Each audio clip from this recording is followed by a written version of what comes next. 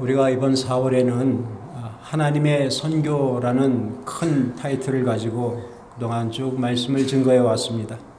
첫 주에는 참 신앙 고백이라는 제목으로, 둘째 주에는 나의 왕 예수, 그리고 지난 부활주일에는 죽음을 넘어라는 제목으로 예수님께서 마지막 제자들에게 하신 만민에게 복음을 전파하라라는 말씀을 나누었습니다. 오늘은 하나님의 뜻이라는 제목으로 하나님의 선교가 어떻게 진행되었고 또 어떻게 진행되고 있는지를 같이 은혜를 나누도록 하겠습니다. 방금 저희들이 교독한 요나서는 아주 짧은 하나님의 선교 이야기입니다. 주된 관심은 이방인들이고 주요 등장인물은 요나와 하나님이십니다. 그리고 주인공은 요나가 아니라 긍휼을 베푸시는 하나님이십니다. 요나서를 짧게 요약해드리면 이렇습니다. 1장에서 하나님께서는 선지자 요나를 이스라엘의 원수인 아수르의 수도 니느웨에 가서 하나님의 심판을 외치라라고 하십니다. 그 명령을 받은 요나가 하나님의 명령을 거부하고 다시스로 배를 타고 도망을 갑니다.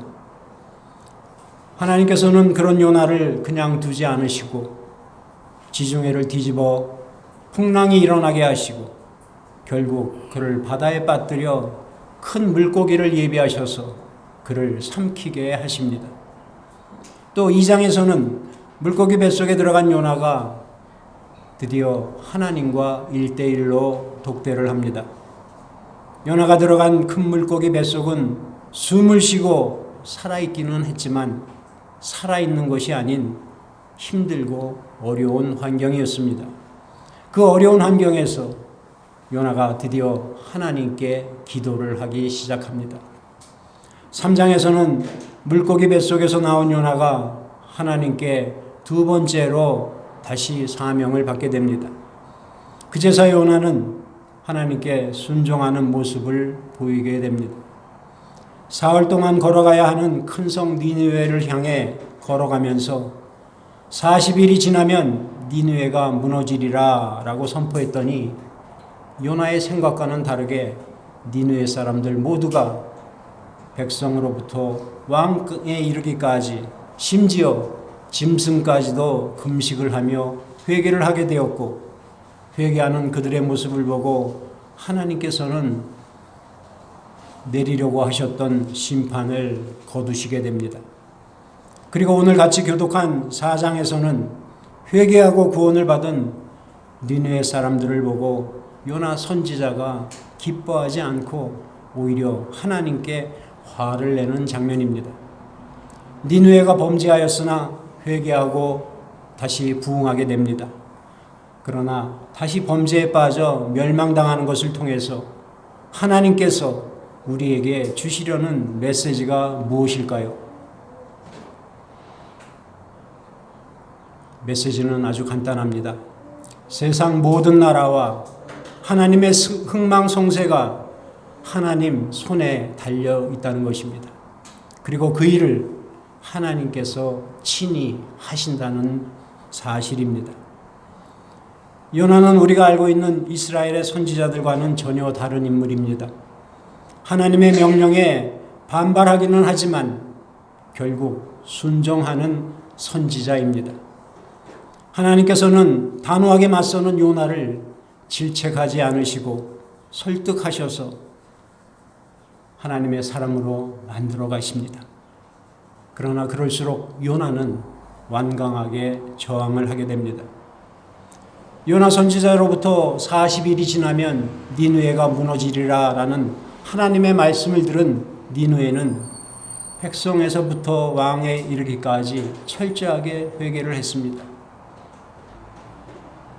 악을 도모하고 이방신을 믿던 니느웨 사람들이 회개하는 것을 보시고 하나님께서는 그 큰 도성을 향한 분노를 말끔히 거두셨습니다. 그러나 요나는 그 악한 아수르의 수도 니느웨가 회개하고 변화되는 것을 보면서도 니느웨를 용서하신 하나님께 불만을 표시합니다. 오늘 본문을 보면 요나가 심히 싫어하고 성내며라고 했습니다. 싫어하는 것도 보통 싫어하는 것이 아닙니다. 싫어하다라는 히브리 원어를 찾아보면 라라고 합니다. 이는 본래 어떤 물건을 조각조각 내고 갈기갈기 찢는 그런 뜻을 가진 단어입니다. 그러니 가슴이 찢어지는 듯한 극심한 슬픔이나 근심, 시기심을 말하는 것입니다.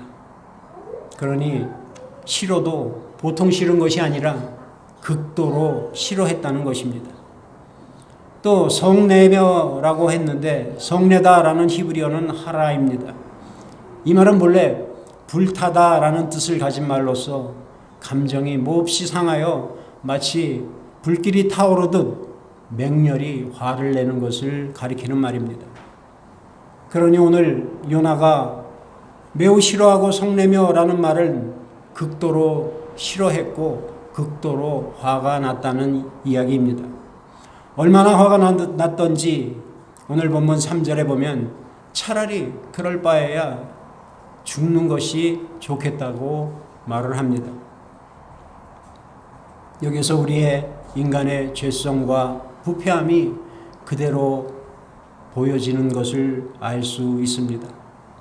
여러분, 우리가 신앙상식으로는 도저히 이해하기 힘들지만 요나 선지자가 니느웨가 회개한 것을 보고 화를 낸 이유가 무엇일까요?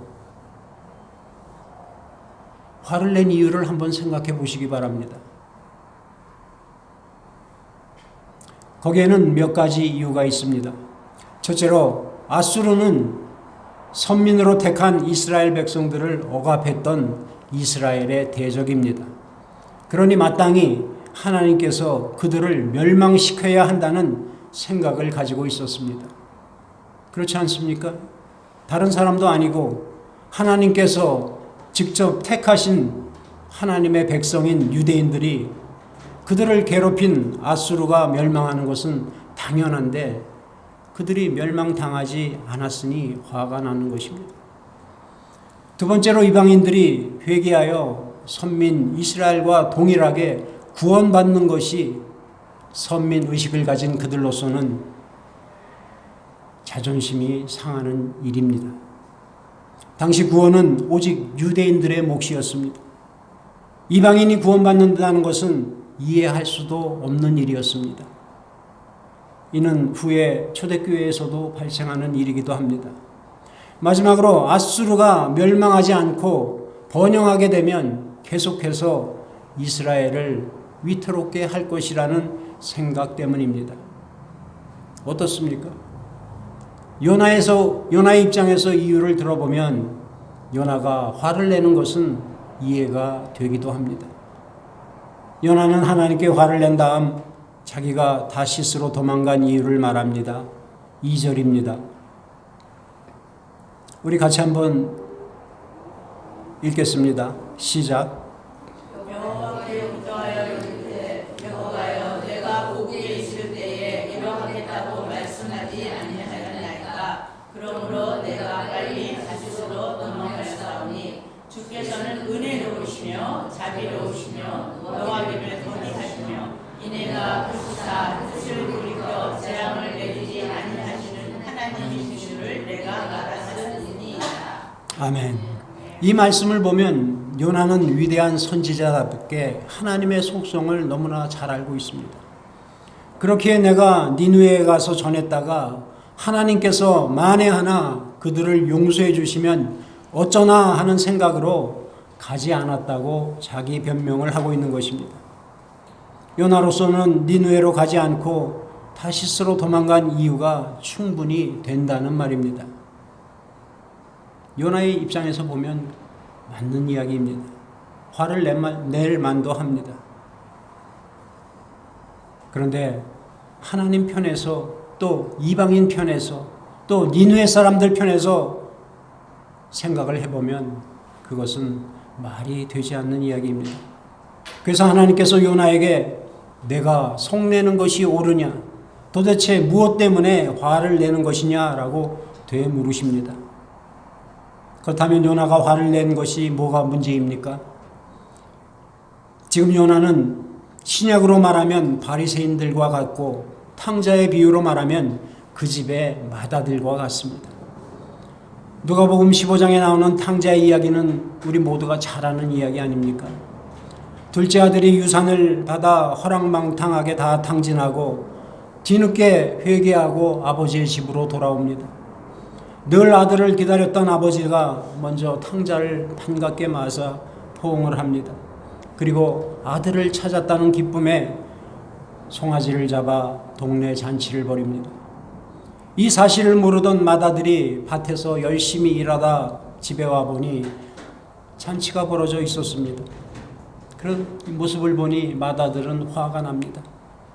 잃었던 동생이 돌아왔는데, 동생이 돌아와서 잔치를 하고 있는데 반가워하기는커녕 그것이 마음에 들지 않아 화를 낸다는 것입니다.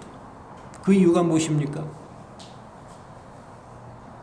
맏아들은 동생은 이런 대접을 받을 자격이 없다는 것입니다.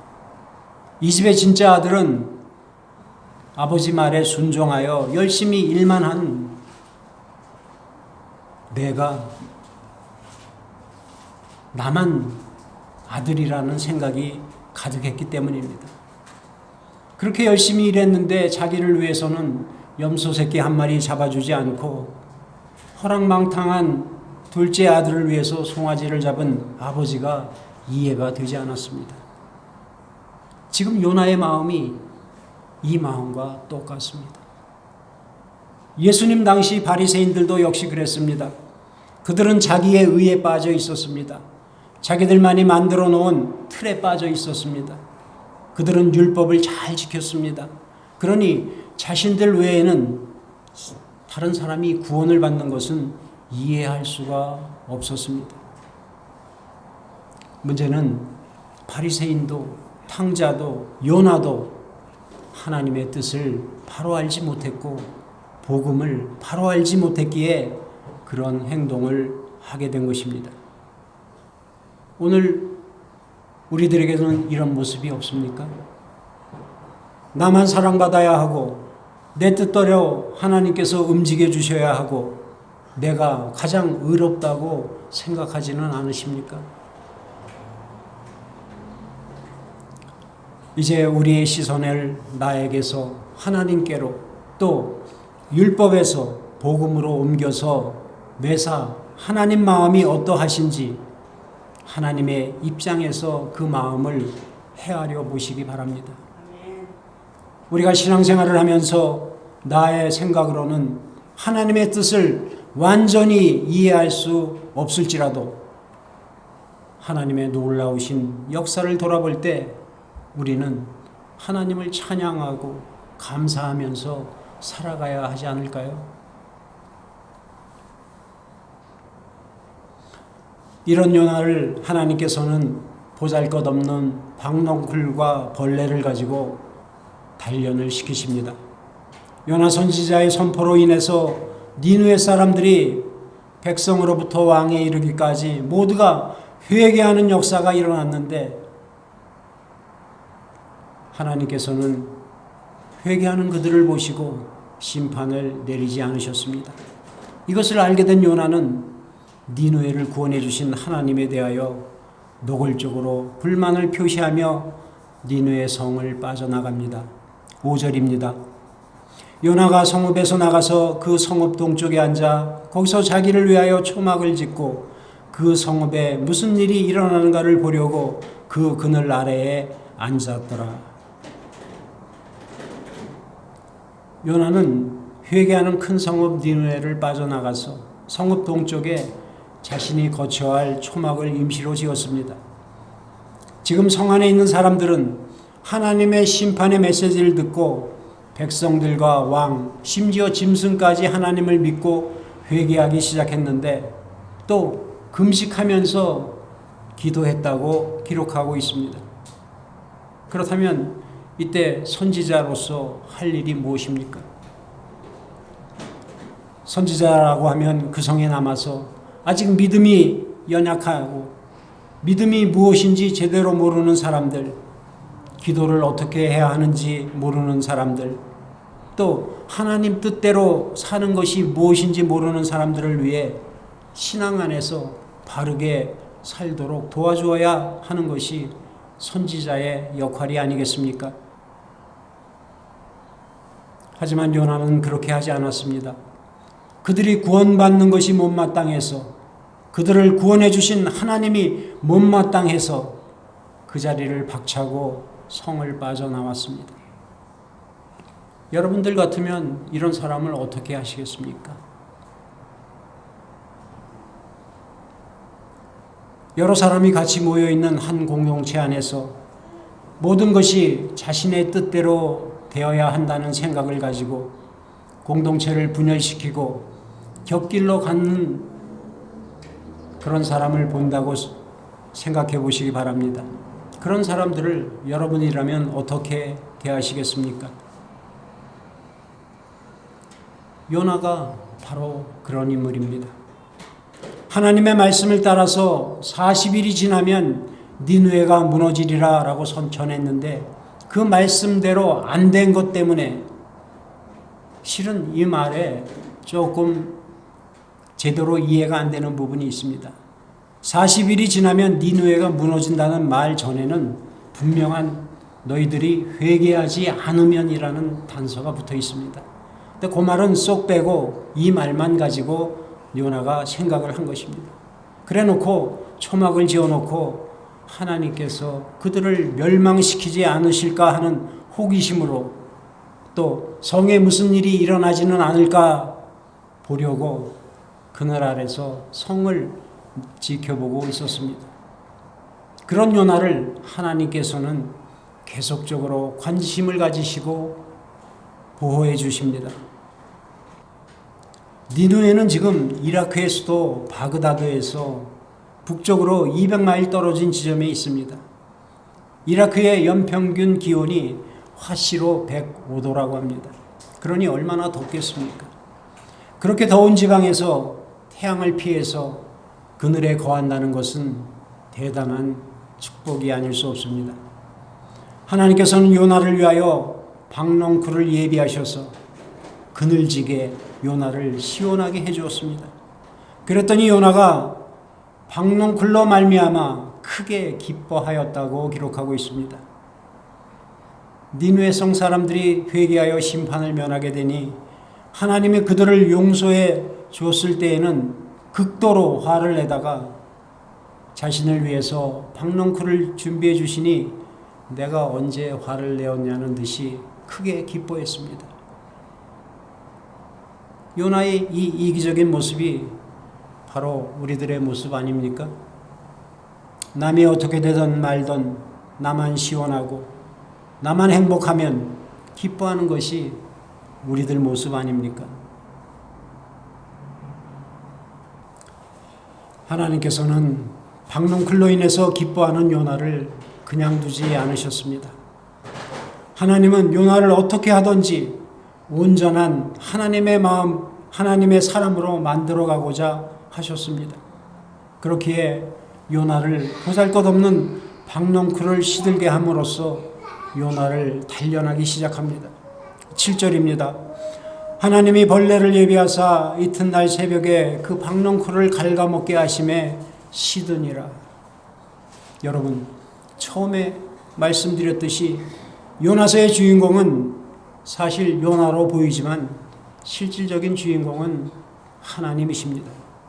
하나님께서 요나를 명령을 하셨고 하나님께서 지중해 바다를 뒤엎었고 하나님께서 큰 물고기를 예비하셨고 하나님께서 물고기를 토해내라고 하셨고 하나님께서 니느웨 사람들을 회개시켰고 하나님께서 박농쿨을 예비하시고 벌레를 예비하셔서 갉아먹게 만드셨습니다.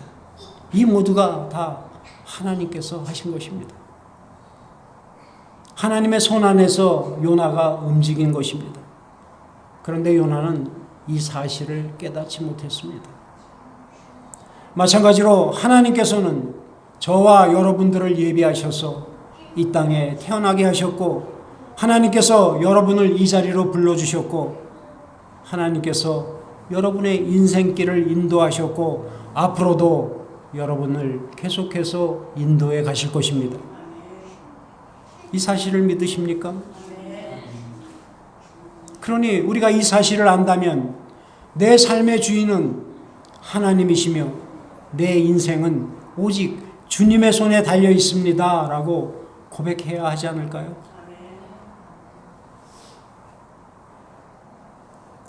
초막에 있던 요나가 하루는 박넝쿨로 인해 시원하게 보냈는데 이튿날 새벽부터 상황은 달라졌습니다. 벌레 한 마리가 박넝쿨을 갉아먹자 순식간에 시들어버립니다. 아침이 되어 밤에 내려갔던 기온이 서서히 올라가기 시작합니다. 게다가 사막에서 부는 바람은 더 뜨거워서 견딜 수가 없습니다. 요나의 정신이 혼미해졌습니다. 그러자 자기도 모르는 사이에 하나님께 차라리 죽는 것이 낫겠습니다 라고 고백합니다. 이때 하나님께서 요나에게 묻습니다. 너는 내가 키우지도 않은 박넝쿨 하나도 귀하게 여기고 박넝쿨이 말라버리자 화를 내고 있지 않느냐? 그런데 내가 니느웨 성에 있는 사람들과 거기에 있는 가축들을 귀하게 여기는 것은 당연한 것 아니냐? 그것이 오늘 본문 마지막 11절 말씀입니다. 하물며 이 큰 성읍 니느웨에는 좌우를 분별하지 못하는 자가 12만 명이요 가축도 많이 있나니 내가 어찌 아끼지 아니하겠느냐 하시니라. 우리는 이 마지막 질문에 집중을 해야 합니다. 이 질문은 오늘 우리에게 직접 하시는 질문입니다. 여기에 여러분들은 뭐라고 답하시겠습니까?